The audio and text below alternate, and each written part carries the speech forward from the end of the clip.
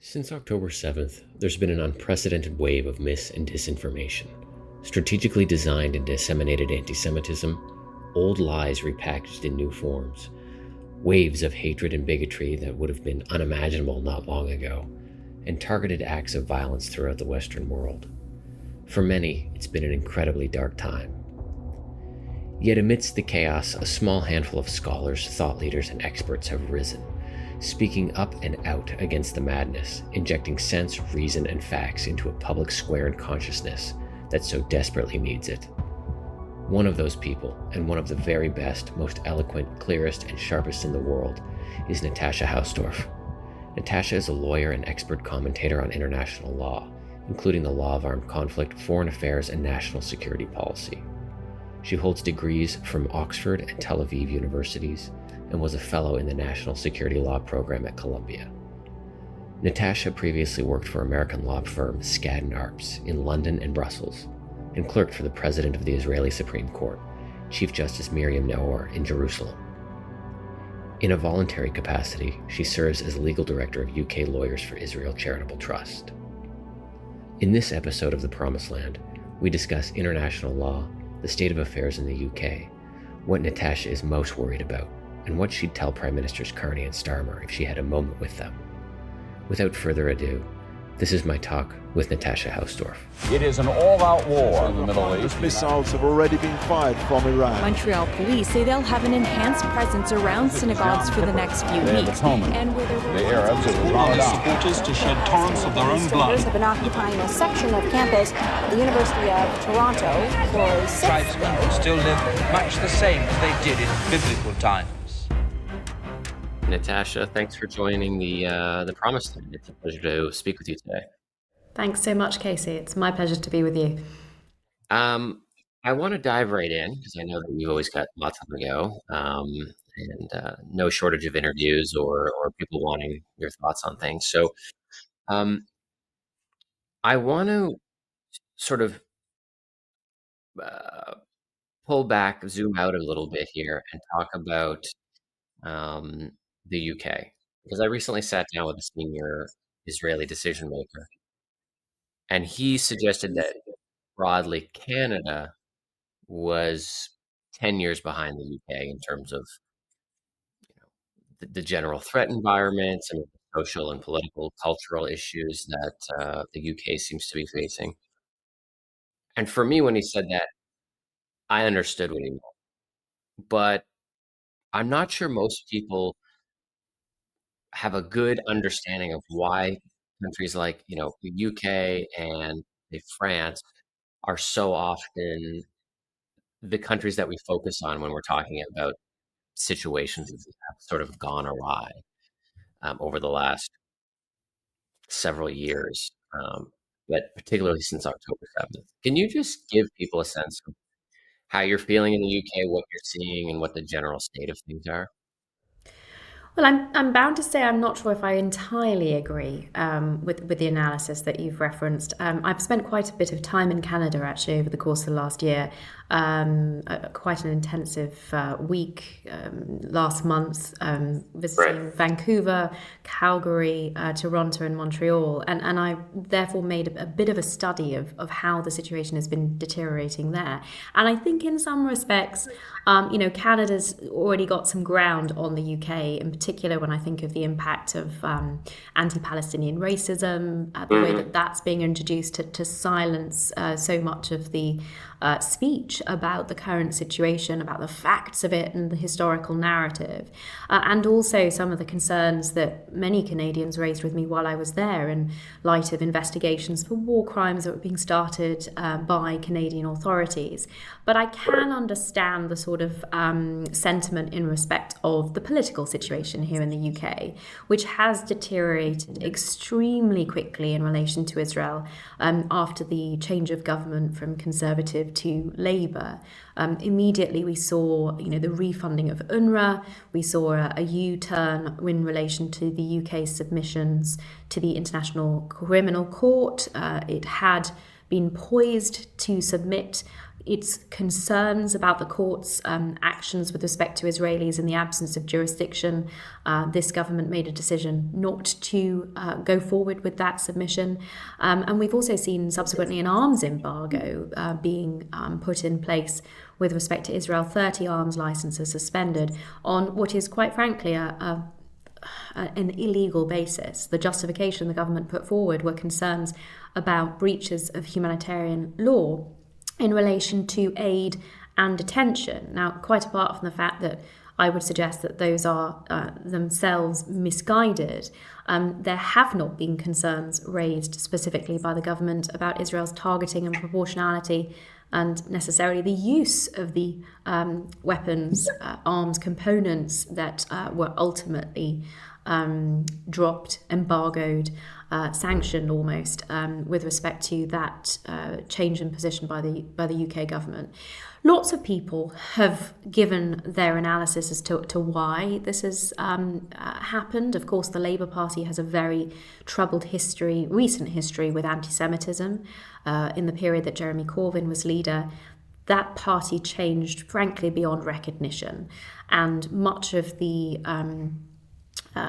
sort of ground-based support for the party has had a perhaps troubled history with the Jews in the UK and the Jewish community in the UK.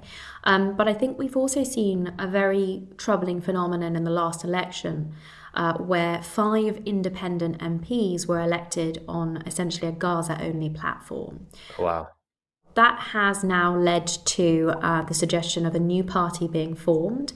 Some people have referred to it as an extreme left party. Some others have referred to it as an Islamist party to take into account those independent MPs, but also a former member of the Labour Party, Zara Sultana, who has pretty extreme rhetoric against Israel, and indeed the former leader of the Labour Party, Jeremy Corbyn.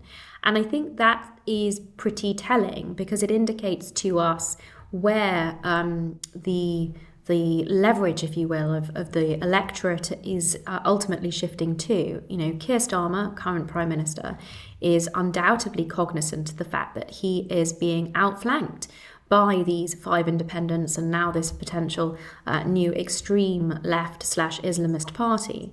And that undeniably has an impact on not just the policies that are being pursued by this current government, but also some of the troubling rhetoric. And you may recall that relatively recently, the UK, Canada, and France put out a joint statement. Yeah.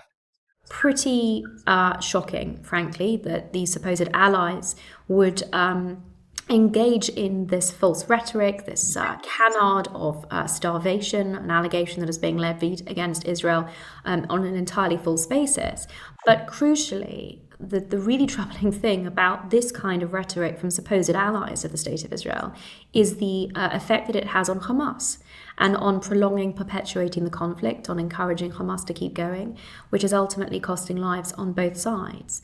And in that context, you know, the direction of travel of the UK and Canada seems quite intimately connected. That rhetoric and that very troubling positioning in the international arena is having some undeniable consequences on the ground in terms of, you know, encouraging internationally prescribed terrorist organizations to continue their agenda against Israel. But in your perspective, what's life like in the UK, right? What's it like right now, and how has the war in Israel sort of permeated into how everyday people are feeling in the UK? Has it or has it not? I mean, it's just because at a glance, for somebody on the outside looking at getting these little glimpses of the UK, it seems almost like it's now become like a normalized part of life in the UK, talking about Israel or hearing people, hearing chants, hearing, you know, death to the idea, all this sort of stuff. It seems like is it like in Canada where it's sort of a loud minority? That's a very good question. So frequently people say to me, you know, the silent majority is with you. The only problem is they're silent. Yeah.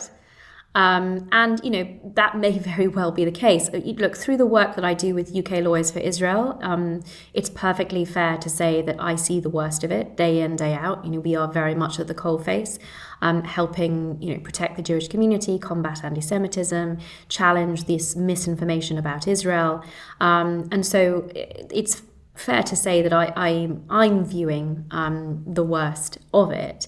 But it's also fair to recognise that week after week we have seen increasing numbers of people come onto the streets chanting for genocide against the Jews, this from the river to the sea. And now, of course, death to the IDF is a new chant of choice for these very same people. Now, not all of them are extreme, communists or Islamists. Many of them are pretty mainstream, decent people who, frankly, have been radicalized by over 20 months of intensive propaganda by the international media, and the BBC is, of course, one of the most dangerous aspects of this, because it comes with this supposed stamp of approval. It is the state broadcaster here. It has long enjoyed a reputation of impartiality and of trustworthiness. Now, that went down the drain some time ago, and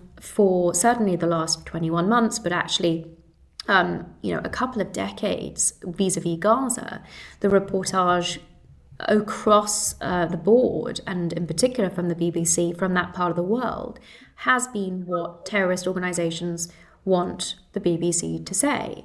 And we've seen, innumerable examples of that. Matty Friedman, who you may be familiar with, wrote a wonderful series of essays probably over 15 years ago now, talking about the editorial lines at the Associated Press where he was working in Jerusalem, and what kind of stories got published, whether they were true, frankly, or not, but also about the censorship that terrorist organisations demanded and were granted in terms of what story was portrayed. And you see that, of course, through every element of the reporting from Gaza. You never see Hamas combatants injured or eliminated. There are well-documented initiatives which have been dubbed Pallywood or Gazawood to create entirely false visual materials, but also the manner in which the situation and the sort of day-to-day developments are reported are plainly orchestrated by Hamas. And you have, unfortunately, an international media that has acquiesced to this position. I don't know what has happened to journalistic integrity, but nothing gets reported out of Gaza that is not controlled by Hamas, that is not the narrative that Hamas wants to present to the international community. Now, that has had inevitably a very significant impact on the ordinary individual with no real skin in the game, who sees what they believe to be pictures of children, allegedly targeted by Israel, entirely false, of course, or children starved by Israel, also entirely false. And that necessarily invokes an entirely understandable natural reaction. Of course, it finds fertile ground in many, many places, because there is this, undeniable latent anti-Semitism. It is the oldest hatred. And so many people are going to be very willing and very ready to believe all of these appalling falsehoods against the Jewish state, because ultimately, it's those Jews again, isn't it? And frankly, we've seen certain individuals across the United States spreading anti-Semitic conspiracy theories that very much play into that same kind of rhetoric and same kind of natural proclivity to unfortunately, these sort of anti-Semitic tropes. So it's a variety of factors that has necessarily changed, if you will, the street. And I say that in a literal sense as well as a figurative one, because one sees these hate marches, these pro-Hamas, pro-terror marches on the streets of London on a regular basis. And frankly, the authorities have been reluctant to grapple with what it is that we have been faced with for a number of reasons. Of course, there is an important right to protest, an important right to freedom of expression. In Recognizing, though, that this crosses the line into support for genocide, calls for genocide, targeting of the Jewish community, I think the authorities have been very slow to act. We've recently had now the prescription of Palestine Action. So this is an organization, a criminal organization that has targeted businesses linked to Israel and also individuals at their homes and on social media. Criminal damage, threats, violence. Certain police officers have also been injured in some of these altercations. So they have now been recognized as a terrorist organization. And remarkably, there's been opposition to that. In Parliament, people voting against this measure, members of Parliament voting against this measure, but also, prominent individuals tweeting, "We are all Palestine Action." Wow. That is now also a criminal offence and an offence against terrorism legislation here in the United Kingdom. So we'll see to what extent this continues. But ultimately, we'll rely on the police enforcing the law in this particular respect, but also, more broadly in terms of the chaos that has ensued on the streets, not just of London, but I'm afraid to say major cities across the UK. Well, you're touching on so many things that I want to talk about. 3 days ago was the 20th anniversary of the London bombings in 2005. Netflix has a special out on it, which is so much happens. Time goes by, you forget almost, because there's been so many other attacks, the carnage of that day, and you're watching this, I was just like, oh my, it's unbelievable, just horrific. You're talking about terrorism, you're talking about chaos, you're talking about anti-Semitism. In Canada, there's been roughly 500% increase in terrorism-related charges over the last year, which doesn't really get much international attention. 500% increase. Do you have a sense of what that's like in the UK? Because at a certain point in time, it seemed like England was in the midst of a terrorism crisis, so to speak. And now, and I don't know if you would agree with that or not, but there were some successive attacks that were pretty horrendous in the UK over several years. Now it seems like it's mostly rhetoric and the dangerous sort of ideology that is permeating throughout the UK, whereas in Canada, we're actually seeing people be charged regularly with terrorism-related offenses. And you're seeing shootings at schools and attacks on property and shops, restaurants. I completely understand that the question. It's important to note that this morning, many of the papers carried a significant story, a report from the Intelligence Committee in Parliament, specifically looking at an uptick in terror activity here in the United Kingdom, and in particular the IRGC. There have been numerous plots foiled recently, attempts to assassinate individuals, both Iranian dissidents, but also prominent members of the Jewish community, an attack on the Israeli embassy here, which was foiled.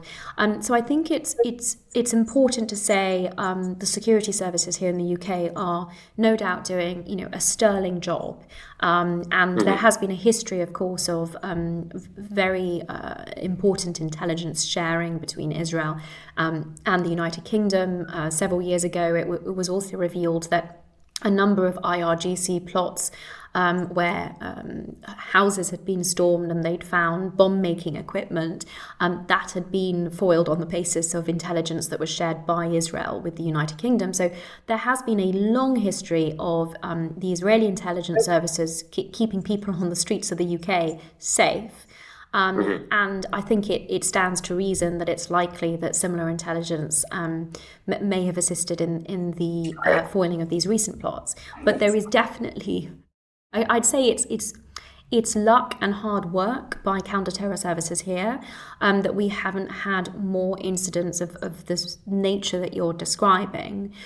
It does appear from what is being reported, and of course there's a great deal on this which won't be reported, but from what is being reported in the papers, as recently as this morning, it does appear that there are concerted efforts to do more in terms of physical violence and terrorism, not just the rhetoric. But of course, what we were discussing earlier, the rhetoric that and the media misrepresentations, that they are swaying a significant amount, undoubtedly, of the population.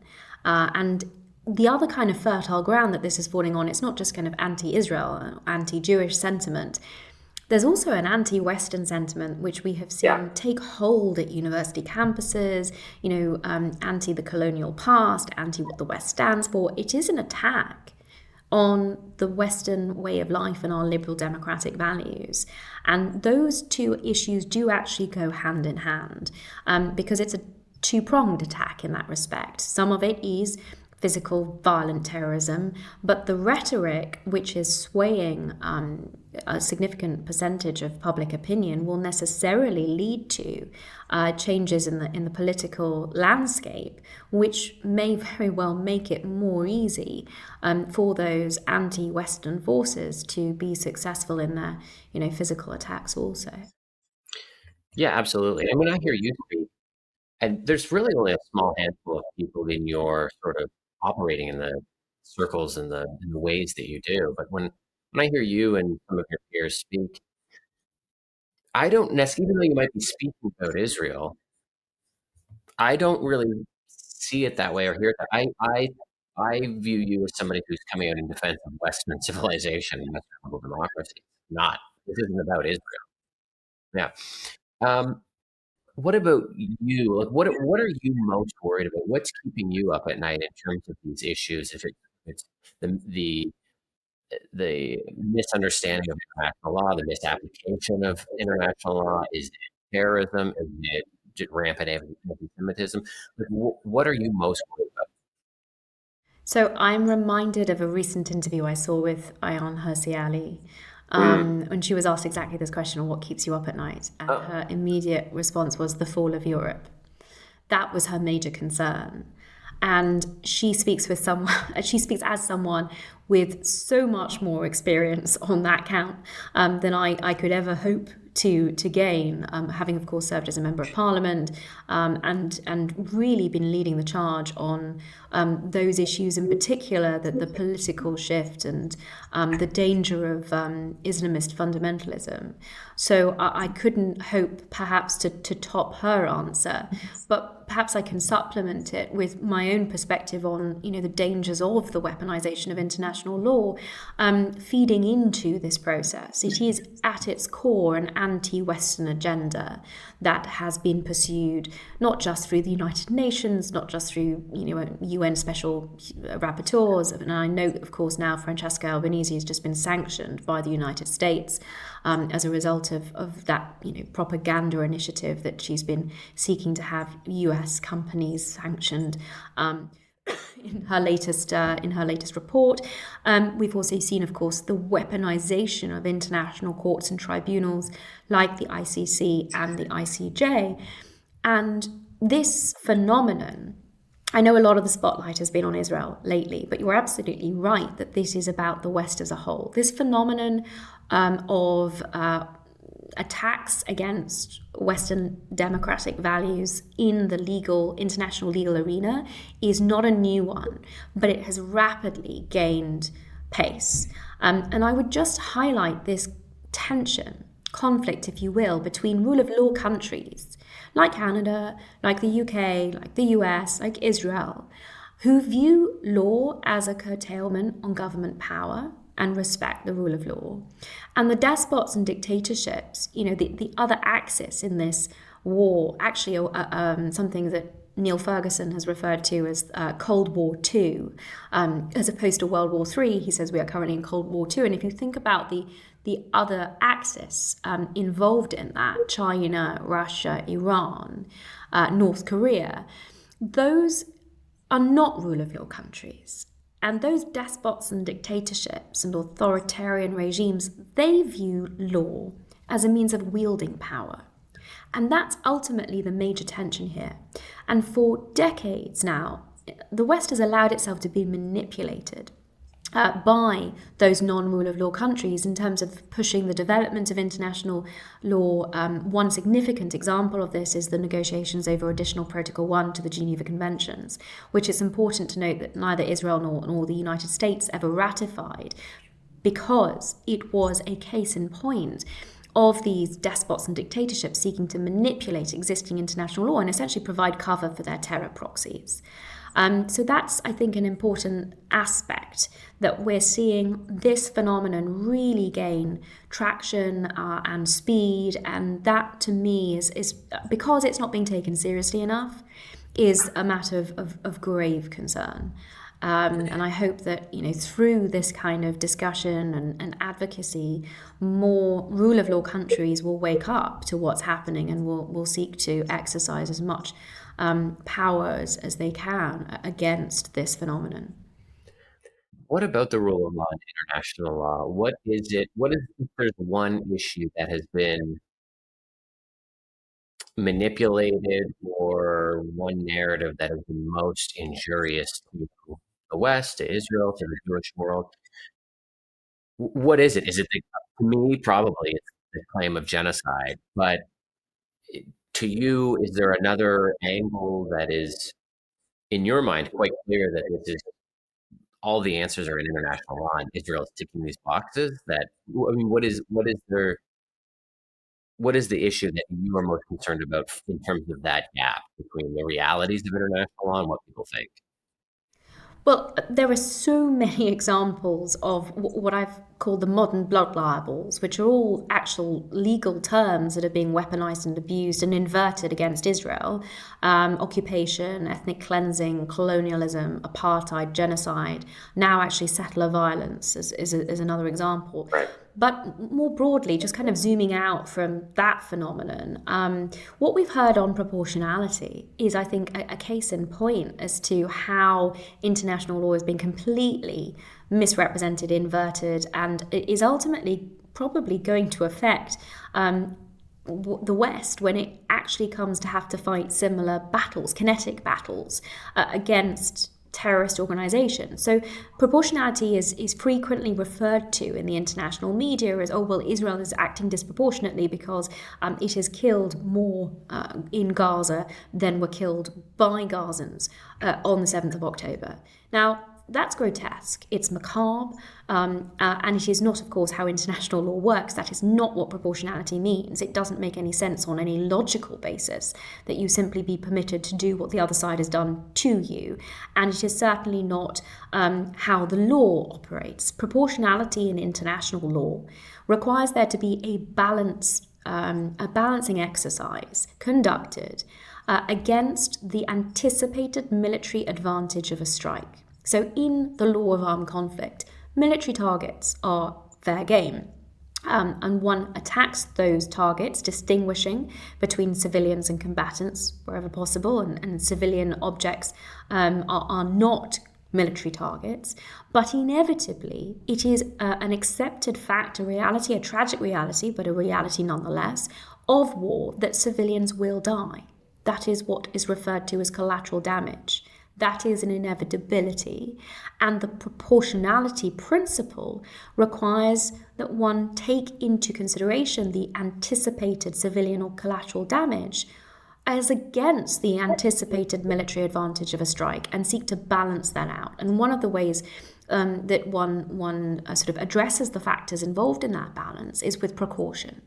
So giving warnings of strikes, trying to get civilians to evacuate, the choice of munition, the timing of the attack, the nature of the target, and the nature of the actual strike. So sometimes it will be a question of, what direction a building is hit from will impact where the fallout of that strike may land. All of that is something that Israel takes into account on a routine basis, on a strike-by-strike basis. But that is what proportionality ultimately comes down to, balancing the anticipated military advantage of a strike against the expected civilian or collateral damage. And there isn't a formula for that. It is left to the individual military commander to conduct that balance on the basis of the intelligence that they have going into a strike. So this is an intent-based analysis. It is not an effects-based analysis. And the reason that this throwaway comment of Israel is acting disproportionately is so very dangerous as a misrepresentation of international law is that it encourages people to think that in a war zone you can take no action against a terrorist organization whatsoever if they are using civilians as human shields or they are hiding in civilian areas. That is entirely false. But as a phenomenon that is kind of gaining traction in the public consciousness, it's also extremely dangerous because it will necessarily limit the ability of any Western liberal democratic power to act in similar circumstances. It's not what the law says. It's not what logic says either in terms of defeating these heinous terrorist organizations. And it's perhaps the biggest misrepresentation, the biggest inversion of international law in terms of, a particular part of it. So that's the example I would give. A final question for you. I mean, you're saying so much, and I just wish I could bundle it up and just put it in front of the people who make decisions in this country. So my final question for you is, if you had an opportunity to sit in a room with your prime minister, my prime minister, Mark Carney, what is the message or couple messages that you would try to convey to them in a limited amount of time? What should they be doing? What should they be thinking about in this regard? Well, the primary factor that they would need to understand is that Israel is fighting their war for them. And a little bit of acknowledgement and gratitude for that, I think, would go a long way. But I think the really important aspect that they would need to comprehend in terms of their own actions, their own conduct, is how damaging the rhetoric that they have engaged in has been. The fact that it has encouraged Hamas to continue this war, and the fact that it has cost lives on both sides. I would have to convey to them that they have blood on their hands as a result of the misinformation that they have been spreading in the international diplomatic arena. And we have, a prime example, an acknowledgement of this in the form of Antony Blinken, who towards the end of the last administration was very honest when he said every time there was daylight between Israel and the United States, Hamas left the negotiating table. There are hostages still in Gaza today because of the damage that daylight or that anti-Israel rhetoric or those illegitimate criticisms caused. And the hostages aside, the Palestinian people that are inevitably suffering as a consequence of this are continuing to suffer as a result of this succor that has been given to Hamas, which is as a result of their conduct. In the UK, of course, the refunding of UNRWA plays a significant role in this also. The rhetoric that we have heard against the Gaza Humanitarian Foundation is mind-boggling when one considers that this is the mechanism that provides aid directly to Palestinian civilians so that it is not diverted to Hamas. And the only explanation for the kind of criticism and resentment that we have seen, not just from these leaders, but also from so-called humanitarian organizations against the GHF, can only be put down to the fact that they object to the fact that Hamas is no longer able to divert this aid. And it reinforces this notion that they are in fact in cahoots with Hamas, that they are seeking to support it and support it in its continuation of this war. The last thing I would say is that I cannot take for one moment seriously any of their professed care for Palestinian civilians on the ground in Gaza, while over the last 21 months, instead of making sure that Egypt comply with its international law obligations and open the border so that civilians fleeing civil disorder in Gaza can seek a safe haven the other side in Egyptian Rafah, where they might be being provided with a humanitarian zone, which would not have been abused by Hamas, where aid could have been provided over the last 21 months, which wouldn't have been diverted by Hamas, and they have failed to do that. And instead, they have said uniquely that Palestinian civilians must forcibly be kept in a war zone. I would highlight how totally unacceptable that is on behalf of the Palestinian people, as well as the Israelis that are having to endure this appalling situation that has been thrust on them. And I anticipate fully that not one of those messages would necessarily resonate with the individuals that you highlighted, but I would say them nonetheless. This has been great, Natasha. I agree with everything that you said. I wish we could talk for a lot longer, but I appreciate you taking the time, and I think your content and your commentary can be quite easily found online, and I would encourage people to go look into your material and look at what you have to say, and hopefully we get to do this again. It's been great. Thanks so much, Casey.